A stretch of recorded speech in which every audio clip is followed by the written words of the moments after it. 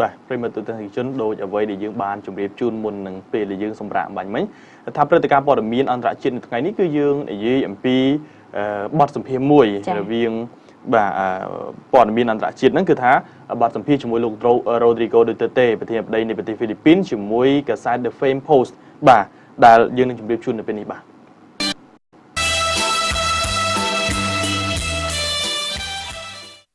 Mr. President, it's an honor to have you here. Thank you so much. Thank you for the time. It has been almost a year since your inauguration. Have you faced anything that you were not expecting when you took office? I've been a politician for almost 40 years, excluding the term now. So I would say that on the national front, I was kept informed all the time. By the news and of course by sources in government. Expected, but I never realized the magnitude of the contamination of the Filipinos insofar as drugs are concerned. When I became president and everything was available to me for information, I was almost appalled to know that we have reached the millions of contaminated. So when I was mayor, I said, do not destroy my city and do not destroy the young people of Davao City because they are our assets. We are not rich. Most of us are poor. And we depend on our sons and daughters to feed us when we get out. We do not have, we are not the rich people. We do not have any housing here for few in between. And we need our children to buy the medicines, pay the hospitals, pay our burial, and do not corrupt them with drugs. Do not destroy their minds. And I said, because I will kill you. And I've been very clear with that. Do not destroy my country. Do not destroy our young people. Because if you do that, I will kill you. There are so many criminals walking around. Stop it, and I said. I am not a wholesale violator of human rights. I am not the police. I just give orders. But I build a country. But anything that would destroy my country is totally unacceptable to me. My orders are very clear. Go out and hunt for them, the drug lords. Arrest them if it's still possible. But if they are confronted with the violence that would place your life, the policeman or the security officer in danger, so we kill them. Because in the past, that was what really prevented policemen and the military from doing it. Why? Because they were so afraid of this human rights thing, which is a new phenomenon. It's actually the human rights, in the guise of human rights, countries like EU and America are interfering into the affairs of other nations in the guise of human rights. The bitter irony is that while trying to protect civilians, to protect the youth, you sometimes, and you admitted that in one of your interviews, that innocent civilians could have become victims. Do you think it is a fair price to pay? Just like in the Americans, when they drop a bomb there, so much, so powerful that it also kills others. But you are not America. Do you feel sorry for? Do you feel sorry? But we are talking of human liability. So it doesn't say that because the Americans are exempted, and that's because I am just a small time government official, I am not exempted. So what's the fairness there? No. When they drop bombs, they kill so many villages, and there's not even a whimper. America invaded Iraq. What was the excuse? That there were weapons of mass destruction. And yet when they invaded Iraq, so many people were killed. So where is justice now? So I think it's really hard to avoid It meaning to say justice has to be equal. It cannot be a justice for one and justice for another set of standards for two. It has to be equal. Is that the reason why you turn away from America? Yes, because they refuse to understand my predicament when they knew that they were also in the same predicament on a larger scale. I never in America, remember Panama? Okay, they invaded Panama, a sovereign state, okay, in Central America. So what was the purpose there? They went inside, seized the country, arrested the president, brought him outside the country, placed him in a detention cell in New York. He faced a trial federal court and is convicted. What happened to the invasion? And what was the reason? Drugs. You invade a country. Me, I am just fighting the criminals in my country. I never invaded a country. You have to look at it this way. There is so much incongruity in the principles that are being followed by nations. The powerful ones, they can invent there's a weapon of mass destruction.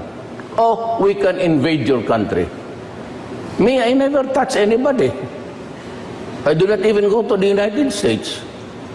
And then they criticize me for the criminals that I have killed.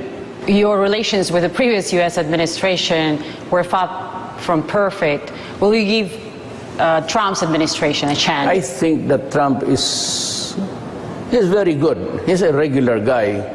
He's pragmatic, very practical. The previous administration was a source of irritation and source of so many conflicts. Not really in terms of war, but in terms of relationships. The other administration destroyed all of this. The goodwill and even relationships with Russia and relationships with the Philippines. And it's not an easy job to be just, when there's a new guy in town, you just say everything is forgotten. They have the Congress that is not in full accord with the U.S. president, and they're still fighting right now, threatening even to impeach President Trump. America is a hard act to follow. Sometimes you are in good terms. For example, Trump, he says that he agrees with me. And he thinks that I'm doing it the right way. And even he, about 2 weeks ago, announced that he's going to get tough against the drug lords and everybody who is into drugs.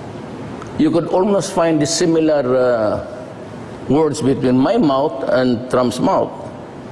But you know, those things that we ordered and those things that we expect to be delivered is being hampered because it is equally, the powers of the president is subject also to the checks and balances of Congress. And sometimes he is paralyzed. He himself now even finds himself maybe not really big trouble, but in trouble. I have nothing against America. We're perfectly all right. Trump is my friend. But my foreign policy has shifted from what of that pro-Western. I now have this working alliance with China, and I hope to establish a good working relations with Russia. Why? Because the Western world, EU and everything, they have this double talk. We will survive, we will endure, we can go hungry. But this time, I want my country treated with dignity. So you once said that you don't want America in your country. So you were serious. Yes, I said no. I said American troops. That one day during my term, if I survive the CIA, oh no. If I survive the CIA, I have stayed 5 years. You talk a lot about assassination. Do you really expect that to happen? They do it. Does it surprise you? Are you worried? They can Are you afraid of your life? They can even pluck the president out of his country and force him to face trial in another country. What should happen so that it improves? Are you waiting for an apology? Let's say, will it work? No, that's not. I don't want that thing to happen. So what may help? It's enough that I respect Trump. He's a friend, and he is welcome to come here on November. But if I'm talking about arms, if I'm talking about mutual defense regarding ISIS, I'd rather, in my preliminary talks with President Putin, I got a favorable response. I hope we can convert it to something substantial. Because it is only Russia and China who can be relied with their words. America is double talk. The left hand does not know what the right hand is doing. Because I said the arms are suspended and the Senate has not really agreed, or they're still debating on it, whether to give us the arms or not. My country is fighting terrorism. How long can I wait? Until such time that we are on bended knees? It might be too late.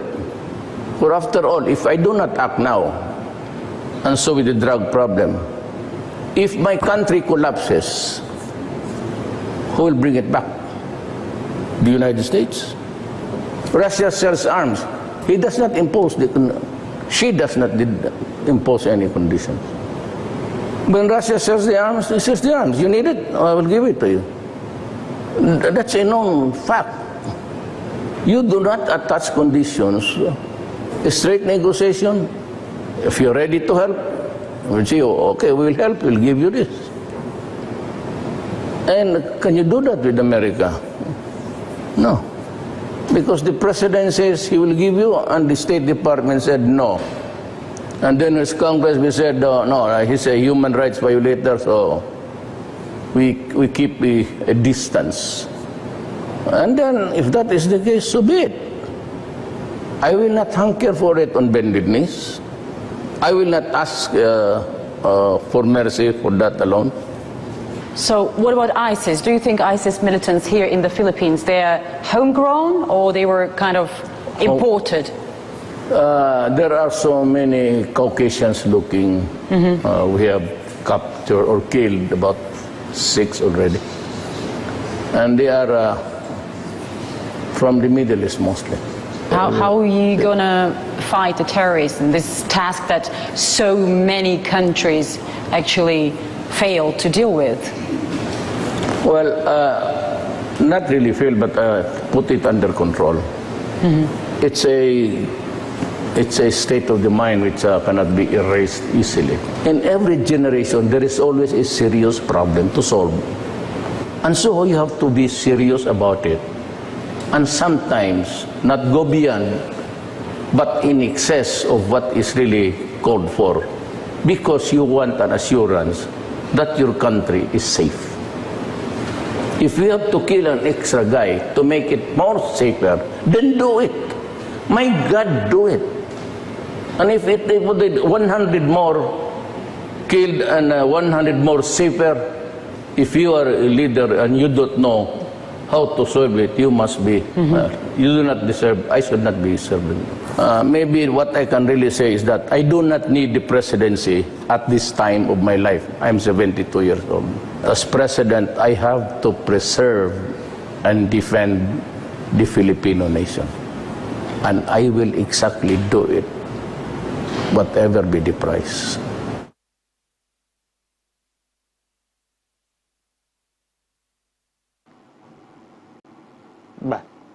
នេះជាបទសម្ភាសន៍មួយរវាងលោក Rodrigo Duterte ជាមួយនឹងសារព័ត៌មាន The Fame Post ដែលយើងបានមើលឃើញហើយថាអ្វីដែលលោក Duterte បានលើកឡើងនេះគឺជាគោលជំហររបស់គាត់នៅក្នុងការការពារប្រទេសរបស់គាត់ហើយជាគោលជំហររបស់គាត់នៅក្នុងការធ្វើឲ្យប្រទេសគាត់មានមុខមាត់ឡើងវិញដោយអ្វីដែលគាត់បានមើលឃើញហើយគេសួរមានសំណួរមួយដែលគួរចាប់អារម្មណ៍ណាស់ថាតើមូលហេតុអីគាត់បានចាប់តាមងាកចេញពីសហរដ្ឋអាមេរិកអ្វីដែលគាត់បានលើកឡើងគាត់ថាវាដល់ពេលហើយដែលគាត់ត្រូវលើកស្ទួយនៅកិត្តិយសរបស់គាត់មិនចាំបាច់ត្រូវមើលមុខអាមេរិកច្រើនពេកទេអ្វីដែលជាបញ្ហាទាំងអស់ហ្នឹងហើយអ្វីដែលសំខាន់គាត់ដាក់សំណួរមួយដែលល្អមួយផងដែរគាត់ថាទូនីតិរបស់គាត់ក្នុងនាមជាប្រធានាធិបតីនៃប្រទេសហ្វីលីពីនគឺការពារប្រទេសគាត់សំណួរសួរថាបើសិនបើគាត់បដ ாய் ឲ្យប្រទេសរបស់គាត់ធ្លាក់ទឹកឬមានបញ្ហាសំណួរសួរថាតើនរណាជាអ្នកស្រង់ឡើងវិញប្រជាជនហ្វីលីពីនឬក៏អាមេរិកអ្នកស្រង់បាទនេះជាសាច់រឿងមួយផងដែរដែលយើងបានមើលឃើញថាអ្វីដែលជាគោលជំហររបស់គាត់ពាក់ព័ន្ធជាមួយនឹងការបង្ក្រាបគ្រឿងញៀននិងយុទ្ធនាការសំខាន់របស់គាត់នោះគឺ